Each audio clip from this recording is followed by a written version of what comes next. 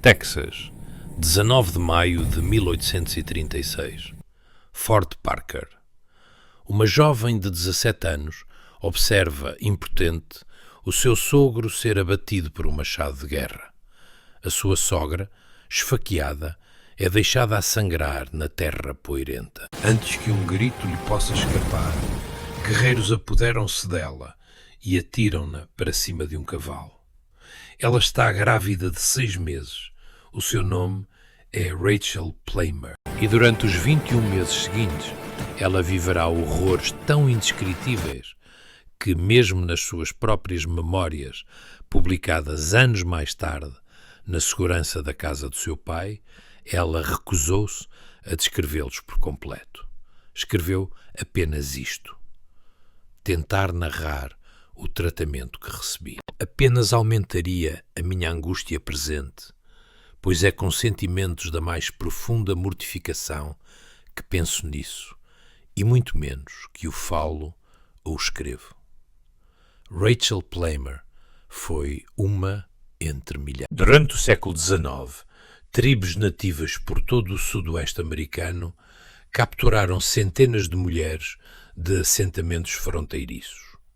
Algumas foram resgatadas, devolvidas às suas famílias após meses ou mesmo anos de negociações árduas. Outras escaparam em momentos de puro caos, caminhando centenas de quilómetros de volta à civilização.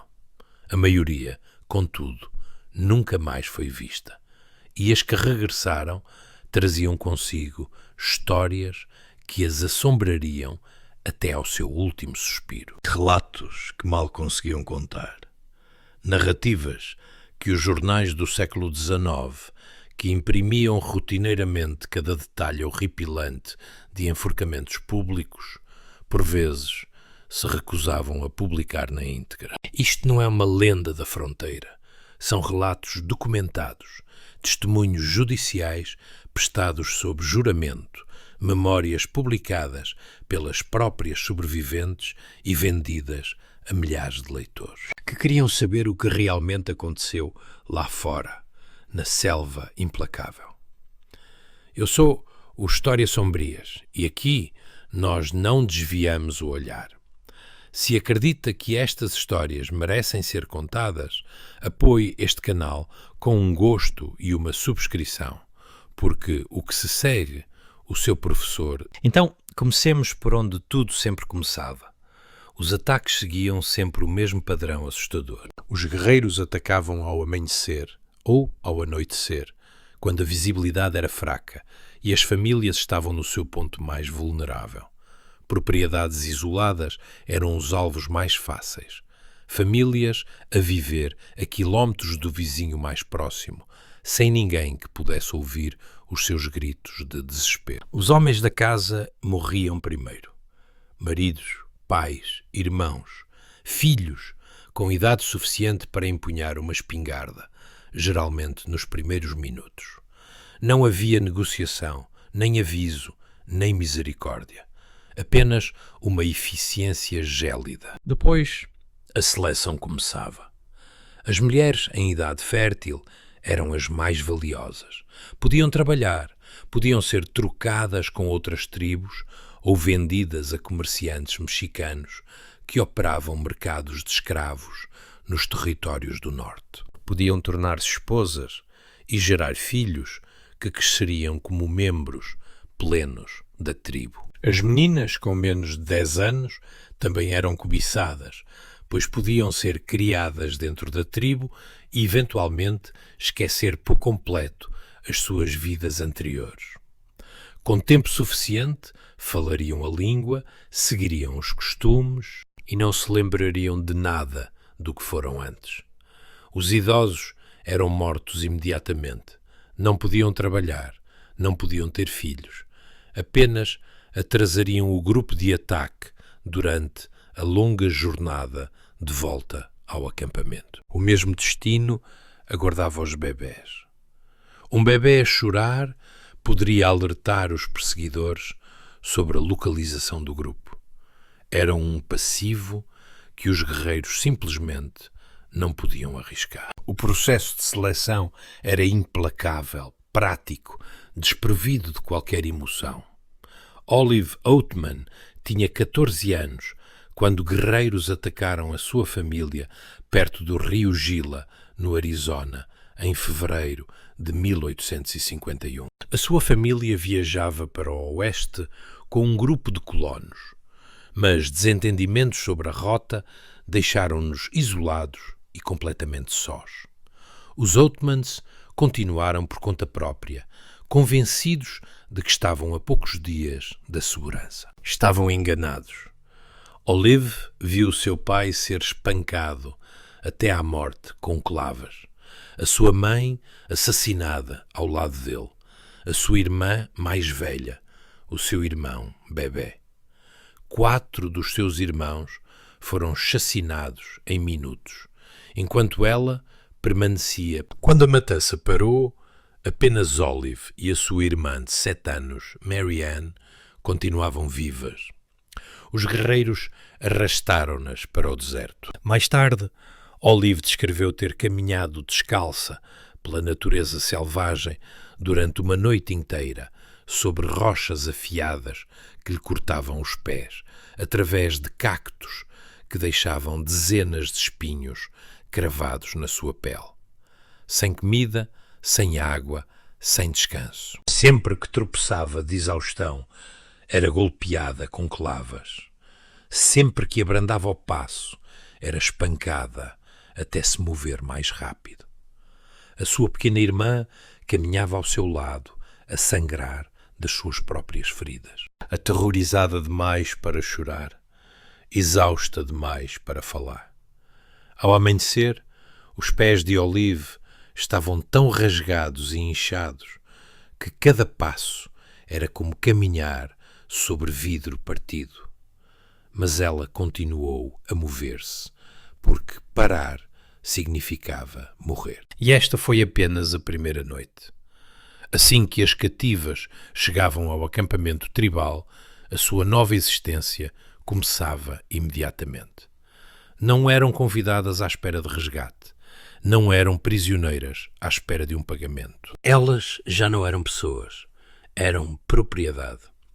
As mulheres eram postas a trabalhar desde o primeiro dia, antes que as suas feridas tivessem sarado, antes de terem comido uma refeição decente, antes de terem sequer dormido. Apanhar lenha até as mãos racharem e sangrarem, carregar pesados vasos de barro com água por quilómetros sob o sol brutal do deserto, raspar peles de animais até os dedos ficarem em carne viva, cavar em busca de raízes comestíveis em solo duro e compacto, transportar cargas que esgotariam um homem adulto. Todas as tarefas que mais ninguém queria fazer recaíam sobre elas. Todos os trabalhos demasiado serviço ou exaustivos para os membros da tribo tornavam-se seus. Comiam por último, as sobras que restavam depois de toda a tribo ter terminado de comer. Essa era a sua refeição. Se a caça tivesse sido má, podia não sobrar absolutamente nada. Iam dormir com o estômago vazio e acordavam antes do amanhecer para trabalhar novamente. Rachel Plummer descreveu os seus primeiros meses entre os Comanches. Era mantida constantemente a trabalhar, desde a madrugada até tarde da noite. Quando não conseguia realizar as minhas tarefas a seu contento, era espancada com clavas e paus. A minha vida era um tormento de pavor, sofrimento e miséria constante. Os espancamentos eram frequentes e sem aviso prévio, por trabalhar demasiado devagar, por mostrar exaustão, por chorar quando a dor se tornava insuportável, por falar inglês com outra cativa. Às vezes, sem qualquer motivo aparente que alguém pudesse determinar. Simplesmente porque estavam ali. Simplesmente porque eram impotentes. Simplesmente porque não havia consequências. Olive Oatman passou um ano inteiro como escrava entre os Yavapai, antes de ser trocada para a tribo Mohawk. Durante esse ano, ela e a sua pequena irmã Marianne foram exploradas até à beira da morte, espancadas regularmente, alimentadas com quaisquer restos que mais ninguém queria. Sem abrigo do sol brutal do Arizona ou das noites geladas do deserto. Marianne tinha apenas... O seu pequeno corpo simplesmente não conseguia suportar os abusos, a fome, o trabalho interminável. Ela começou a definhar, ficando mais magra a cada semana, mais fraca a cada dia. Olive observou a sua irmã mais nova a morrer aos poucos. Viu a luz desaparecer dos seus olhos. Viu-a tornar-se uma sombra da criança risonha que tinha sido. E não havia absolutamente nada que ela pudesse fazer para a salvar. Mas o que realmente quebrava estas mulheres não era o trabalho, não era a fome.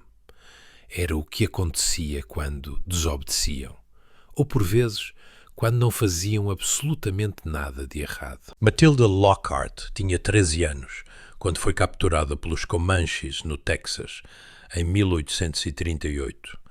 Apenas uma criança, a filha de um agricultor que nunca tinha feito mal a ninguém. Ela passou 2 anos agonizantes em cativeiro antes de ser devolvida durante as negociações de paz em San Antonio, em março de 1840. Quando as autoridades texanas viram o que lhe tinha sido feito, mal conseguiam falar. Homens endurecidos da fronteira, que tinham visto violência durante toda a sua vida, ficaram em silêncio, chocado. Uma testemunha chamada Mary Maverick, que ajudou a dar banho e a vestir a rapariga após a sua libertação, descreveu mais tarde o que viu no seu diário. A sua cabeça, braços e rosto estavam cheios de nódoas negras e feridas. O seu nariz tinha sido literalmente queimado até ao osso. Toda a ponta carnuda tinha desaparecido e uma grande crosta formava-se na extremidade do osso. Ambas as narinas estavam bem abertas e despidas de carne. Matilda, mal conseguindo falar acima de um sussurro, explicou como tudo aconteceu. As mulheres da tribo tinham feito um jogo de a atormentar. Acordavam-na do sono, pressionando paus em brasa contra o seu rosto. O seu nariz era o alvo favorito delas. Noite após noite, semana após semana, mês após mês, os seus gritos divertiam-no. O cheiro da sua carne a queimar fazia-as rir. No final, simplesmente, não restava mais nada para queimar.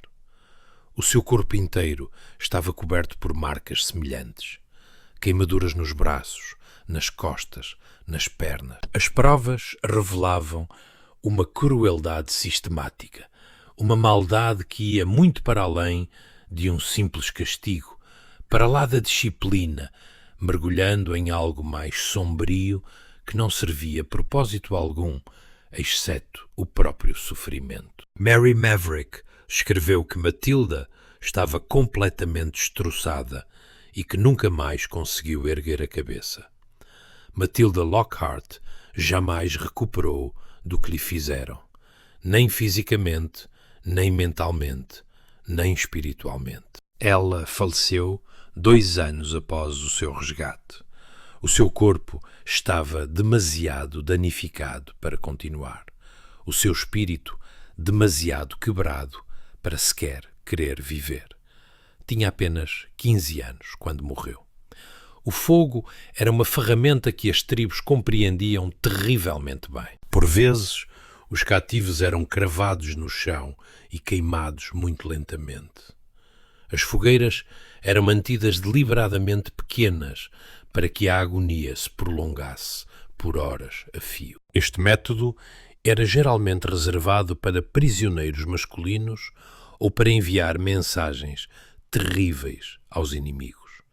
Mais frequentemente, o fogo era usado como disciplina diária, com um metal aquecido pressionado contra a pele. Carvões em brasa eram colocados nos braços e pernas, paus incandescentes retirados das fogueiras e pressionados contra os rostos para acordar os cativos ou puni-los por ofensas menores. O cheiro a carne queimada tornou-se familiar, esperado, uma rotina macabra. Mas o uso mais horripilante do fogo surgiu como um castigo coletivo, como vingança, após o confronto na Council House, em San Antonio, em março de 1840, onde as autoridades texanas mataram vários chefes comanches durante o que deveriam ser negociações de paz. A tribo retaliou contra os prisioneiros que ainda mantinha. 13 cativos foram impiedosamente cravados ao chão. Foram acesas fogueiras ao redor deles. Fogueiras pequenas, fogueiras cuidadosas, projetadas para infligir o máximo de sofrimento durante o máximo de tempo. O processo demorou horas. A irmã mais nova de Matilda Lockhart estava entre eles. Tinha apenas 6 anos de idade. Semanas depois, quando outro grupo comanche chegou para negociar por diferentes cativos, trouxeram um sobrevivente que descreveu tudo o que tinha acontecido, cada detalhe, cada grito de desespero. A mensagem era inconfundível. Traiam-nos, e todos aqueles que amam irão sofrer de formas que nem conseguem imaginar. Pensem nisto por um momento. Mulheres que nunca tinham feito mal a ninguém.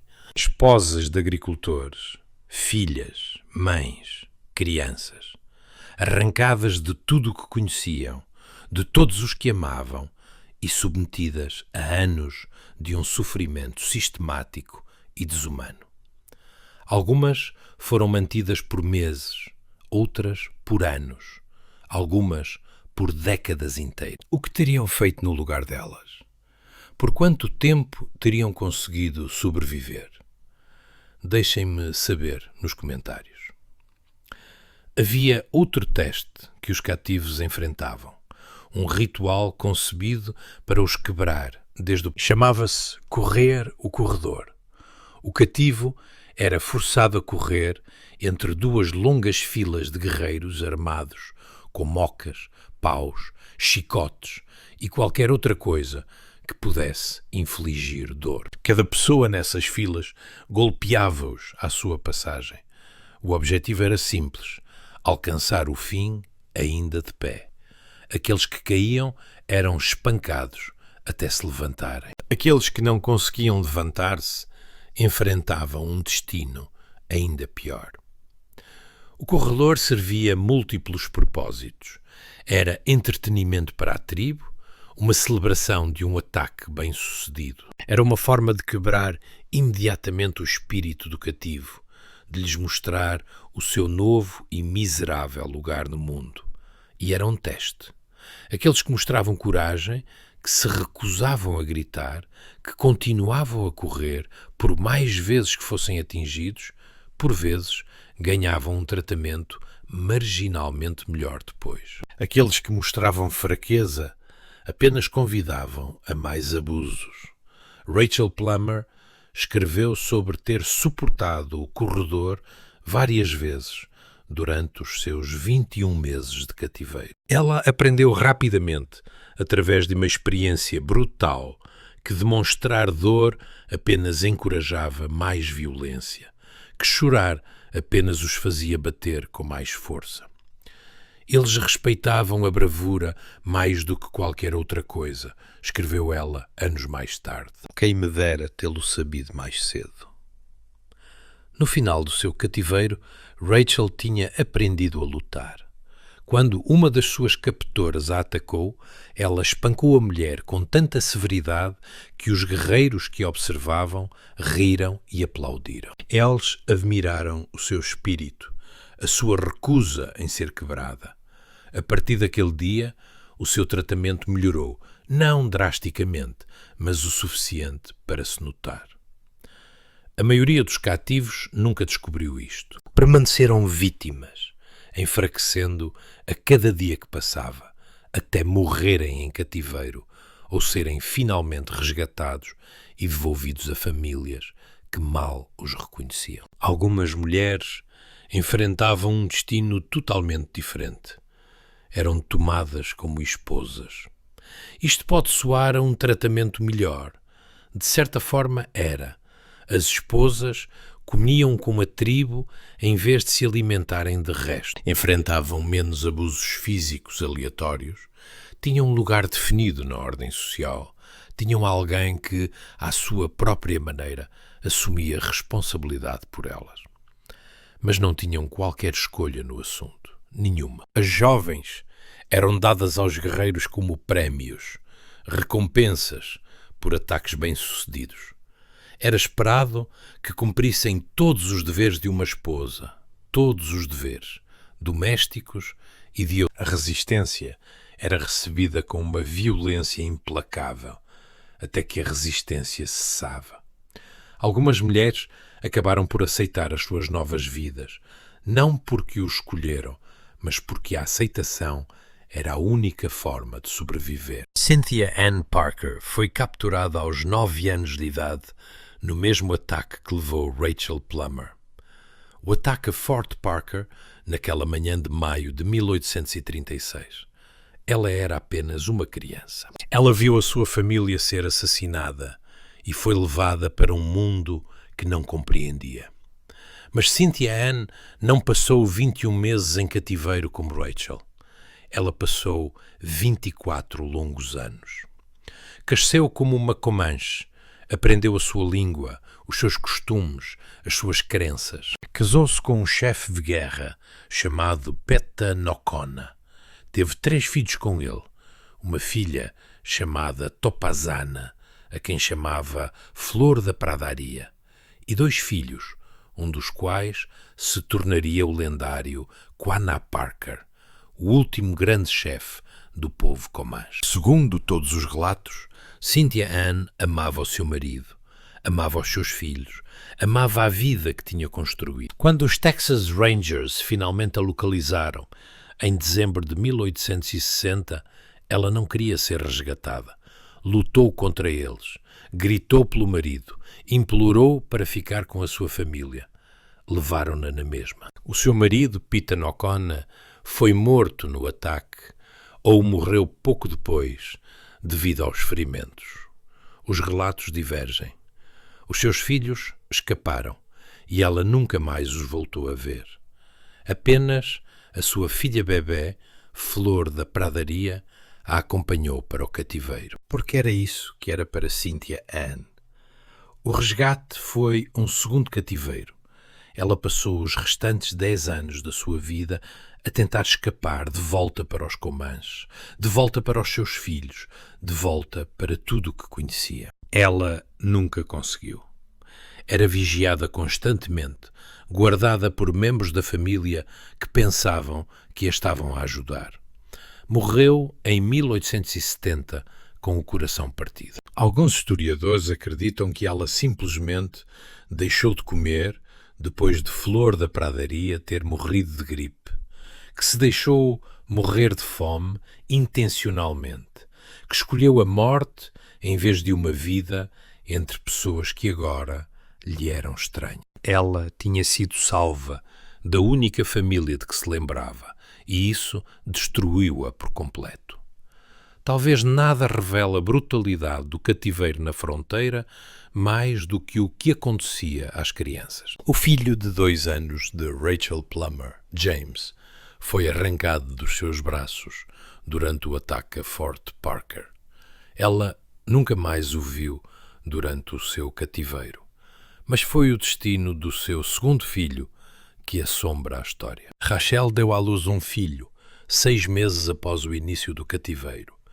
Durante 6 semanas, cuidou dele o melhor que pôde.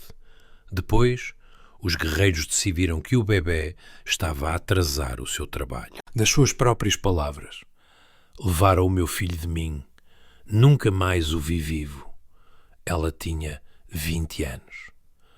Rachel Plummer acabou por ser resgatada. Quando o seu pai a viu finalmente, mal reconheceu a própria. Ela estava esquelética, coberta de cicatrizes. Os seus olhos continham algo que não existia antes. escreveu as suas memórias, uma das primeiras narrativas de cativeiro publicadas no Texas. Engravidou novamente e deu à luz um filho saudável. Morreu 2 meses depois. O seu corpo simplesmente cedeu.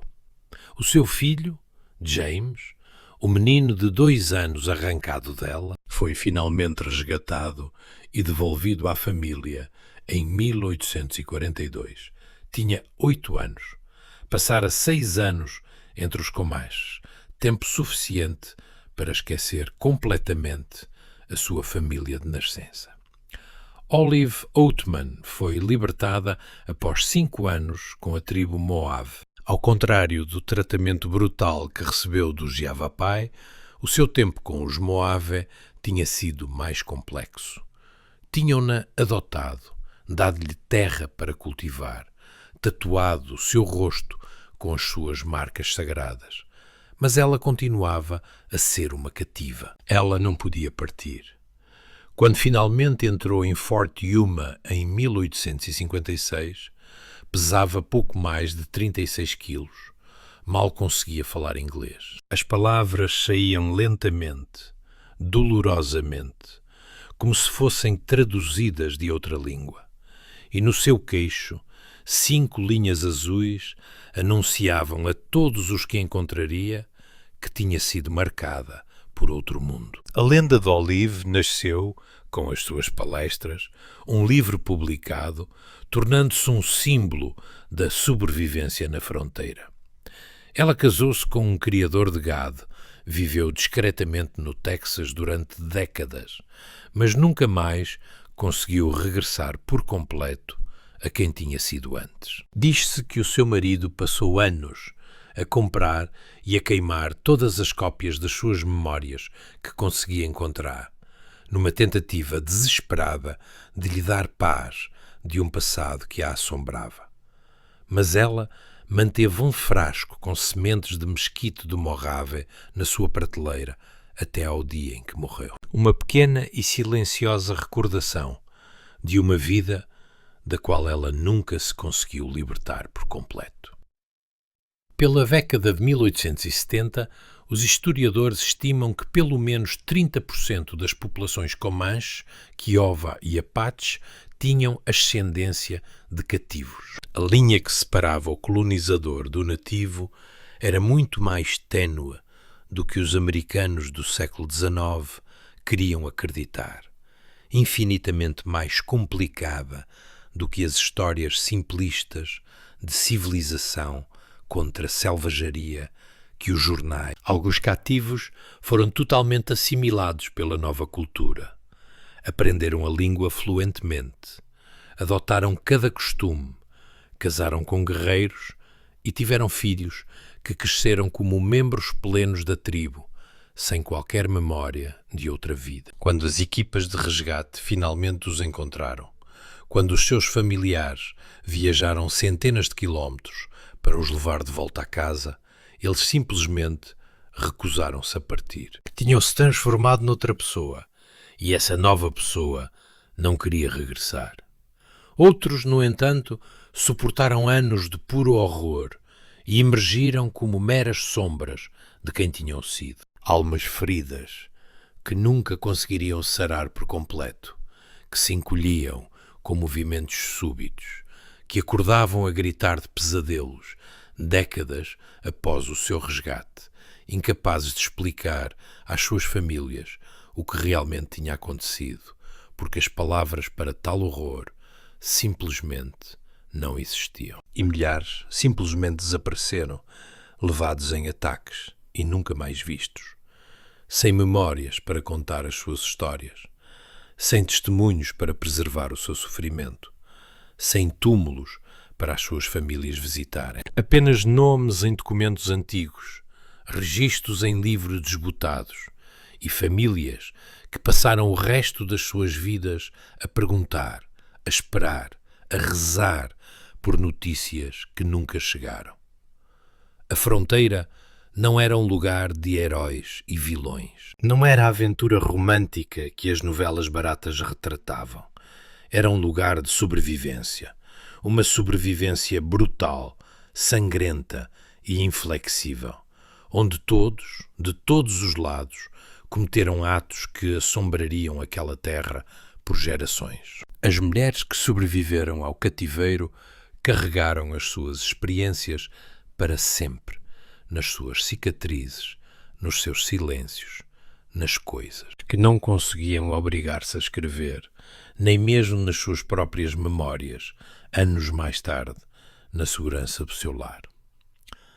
Rachel Plamer escreveu que algumas coisas eram demasiado terríveis para serem descritas, que certas memórias eram dolorosas demais para serem transformadas em palavras. O rosto desfigurado de Matilda Lockhart falava mais alto do que quaisquer palavras jamais poderiam.